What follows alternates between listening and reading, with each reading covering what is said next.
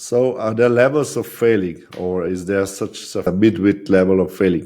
Where there's the imbecile, the average intelligent person, and the genius. Yeah, I think there is. Whether you're an imbecile or a genius, you would probably be just do it again. Whether you're an average person, you'd probably try to change something. The thing is, once you try to do operation like a cell or a writing, you don't actually know what circumstances, what factors are within your control and which ones are not.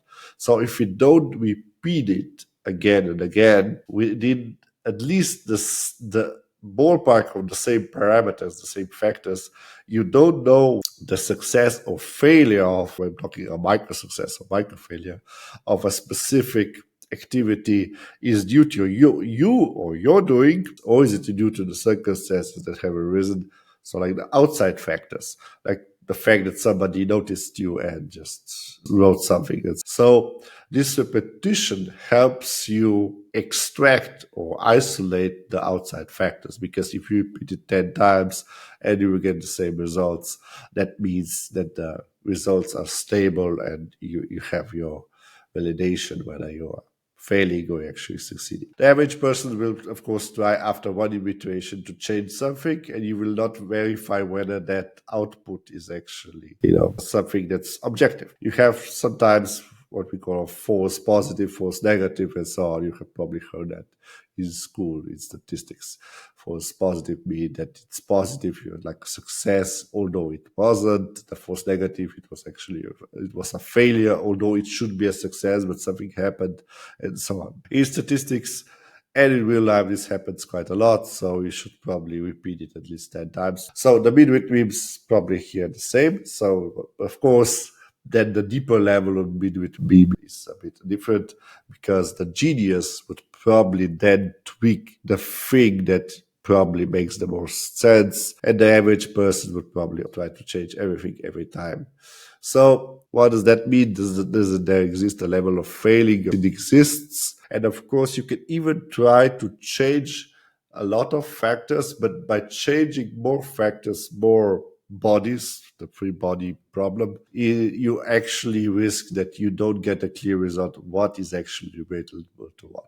The AI is supposed to be, of help to this, but it's not, because you should consider that even AI, or especially AI, needs to have a lot of iteration, a lot of repetitions in order to tell you whether something is working or not. Like before, I told you 10 repetitions will tell you whether something is working or not.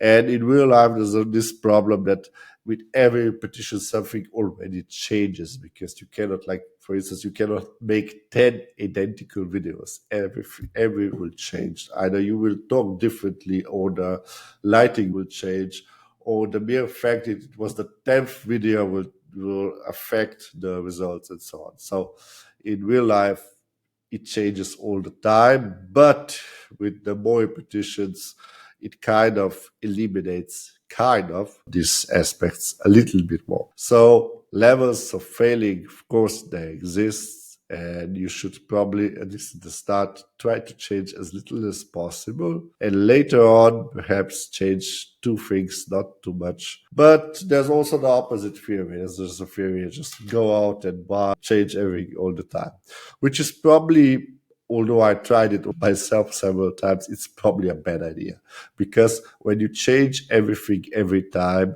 you probably don't document what you changed, and you will probably be forgetting what you changed on the first or second or third video once you on your 10th video.